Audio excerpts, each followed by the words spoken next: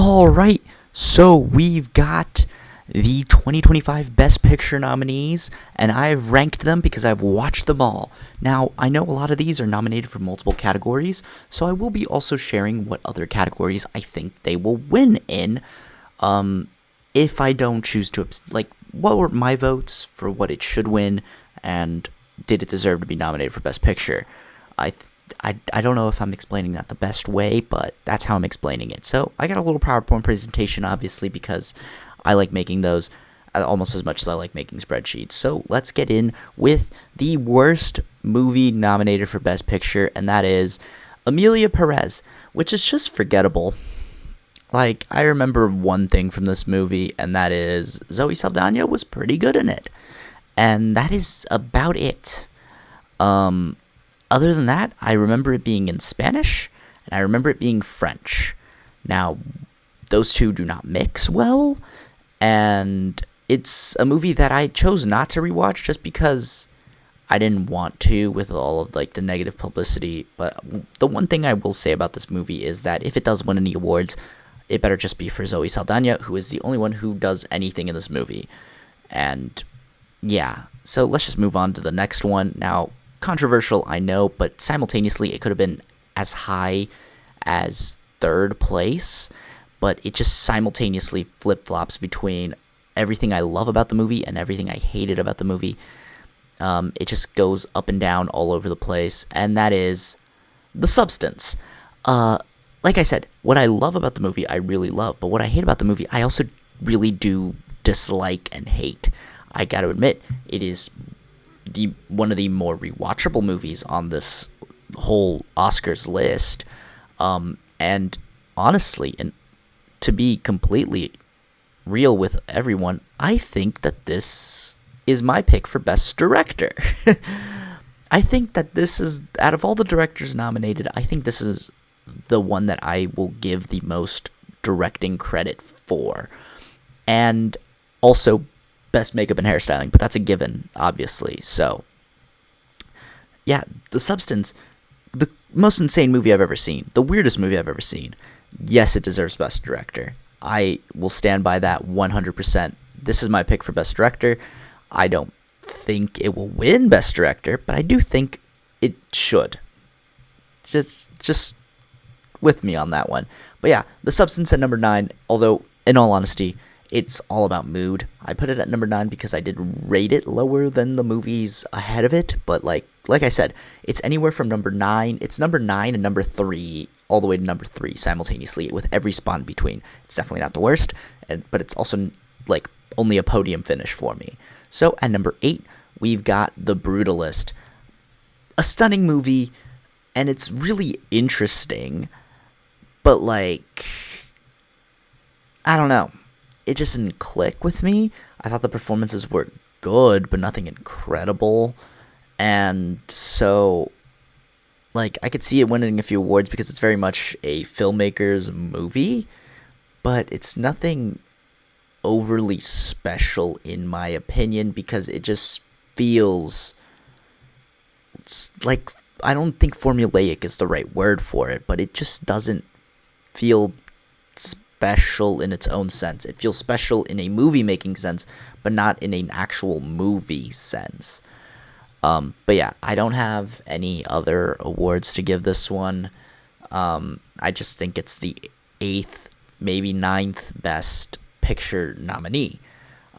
Moving on is A Complete Unknown, the Bob Dylan biopic, which made me realize I don't really know anything at all about Bob Dylan, and I barely know any of his music. I must say that outside shot, really, I can see this winning some major awards out of nowhere. I do think it can win Best Actor for Timothée Chalamet. As a matter of fact, it's my personal pick for Best Actor, but that's for a completely different reason that I will get into later, and I think you'll know why. But I can see this winning Best Adapted. I can see this winning some random awards, some big ones, too, that it's nominated for. It could even win Best Director, for all I know. Who knows with this movie? People are loving it. I enjoyed it at 7th. Yeah, it's nothing overtly grand, but, what was good about the movie was really good, and what was like meh about the movie was pretty meh. Like there was nothing I overtly hated, but like I'd rather feel something more overt, like I did with The Substance, than just meh and feel indifferent to. So A Complete Unknown at number 7. At number 6 is Conclave. Very interesting movie. I enjoyed it. I enjoyed the thriller aspect. I enjoyed all of the intrigue of it all. I just don't think it, like, payoff-wise, it was as grand as the movies ranked ahead of it in its third act finale and climaxes. I do think it's a good movie. It's very good. It's nice and way shorter than the rest of the movies nominated, as for some reason this year was like, if you hit 2 hours 20 minutes you were nominated for an Oscar for some reason, because a lot of the movies are at 2 hour 20 minute run times here. And solid pick. I just there are better choices in most of the categories that it's nominated for, in my personal opinion. So Conclave at just number 6. At number 5, we have Nickel Boys, a truly emotional and heartbreaking story and movie. The main issue with this is that this has very similar themes and tone to a different Best Picture nominee from this year, and I like that one a lot more. And you'll see when we get to it, but like,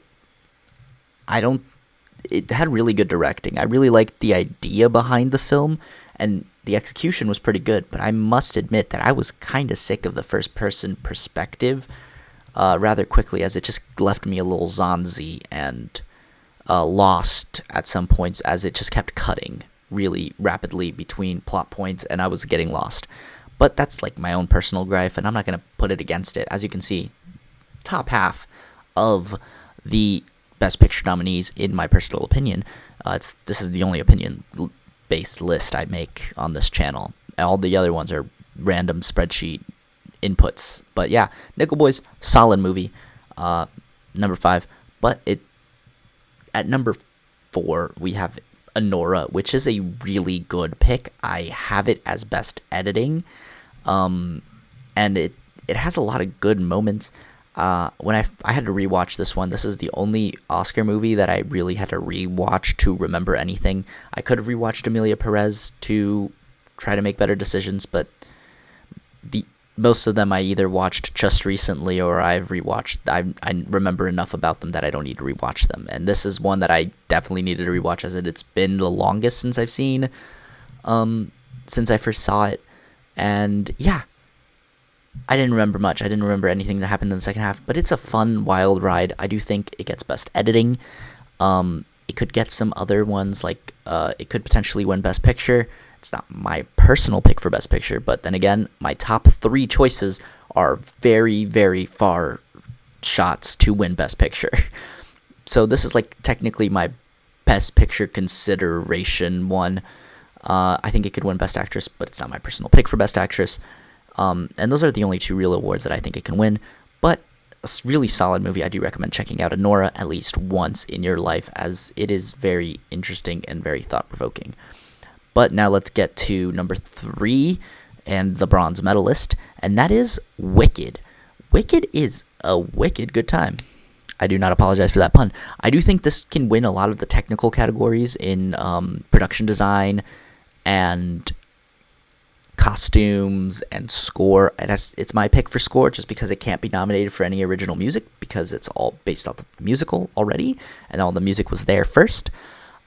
So I picked it for score. I picked it for production design because it's beautiful, although Dune Part 2 and Nosferatu had really good runs for their money against this, but like Wicked just slightly edges it out for me, and I think a lot of people too. I think it will win best production design, and I don't know, it's just a really good movie. It's half of a movie. We'll see the other half later this year, actually, as they did film back to back. So I'm really excited for Part 2. I hope it also gets the same buzz that Part 1 got. And yeah, just a great time and a great film, and this is one of the two big box office ones. As at number 2, we have the other big box office one, Dune Part 2, which, if you had asked me early in the year, would this have been my pick for Best Picture, I would have said 100% yes, but as you can see, it's at number 2. And I think everyone has now noticed there are 10 nominees. You now know which one's number 1. But this is my pick, and I think that Timothée Chalamet has a better performance in this than he does in A Complete Unknown. But if I compound them together, I say he wins Best Actor, and he's my pick for Best Actor. Technically for A Complete Unknown, but I'm giving it as a 2025 as a whole, or 2024 as a whole slate, because he put out 2 insanely good performances in the same year, and I do think that it will get some recognition, and I think that's why he may have won the Screen Actors Guild. But as you can see, obviously this was my pick for a lot of categories, but it didn't get nominated for all of them. So obviously Best Visual Effects and Best Sound Design is a given, and I hope it deserves them. It's really good in those aspects.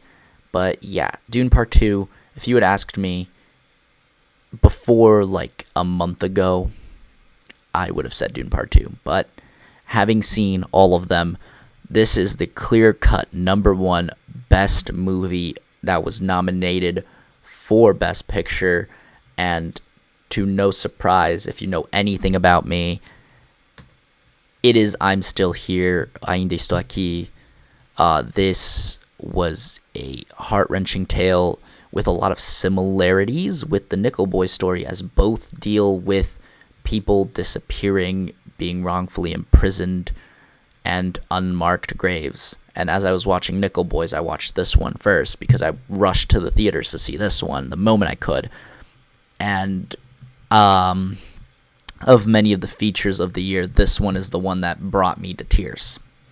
And it is my pick for Best International. It is my pick for Best Picture. I really hope it wins Best International. If it doesn't, I will riot. I want it to also win for Best Actress for Fernanda Torres. If she doesn't win, I'm going to go crazy as well, but I'll be less going crazy than if it doesn't win Best International. It's my pick for Best Picture. It is simply put the best movie that came out last year, even though it was only really widely available, and even then not very widely available in 2025. But still, a great film that I cannot recommend enough. I almost made a video on it, but I was too sad to make one after watching it, so I didn't. But it is a phenomenal film. Go check it out if you ever have the opportunity, because it will be worth your time. This is the best movie nominated for the Academy Award, Best Picture Oscar. It's just so fantastic. It's emotional, gut-wrench. Go check it out if you haven't. But that is it for the Oscar race of Best Picture. As you can see, I may have skipped some categories. That is because my Best Supporting Actor and Best Adapted Screenplay or Best Original Screenplay nominees weren't in the Best Picture race, and that's a real pain with Kieran Culkin. Just thought I'd shoehorn that in at the end because I'm finishing up the video. But yeah, that is my picks for the 2025 Oscar. My 2025 Oscar rankings, plus some additional picks and thoughts on every movie. If you enjoyed, leave a like, comment down below your thoughts and opinions on the 2025 Oscar Best Picture nominees, or what your Oscar picks are. And other than that, I'll leave you guys to it.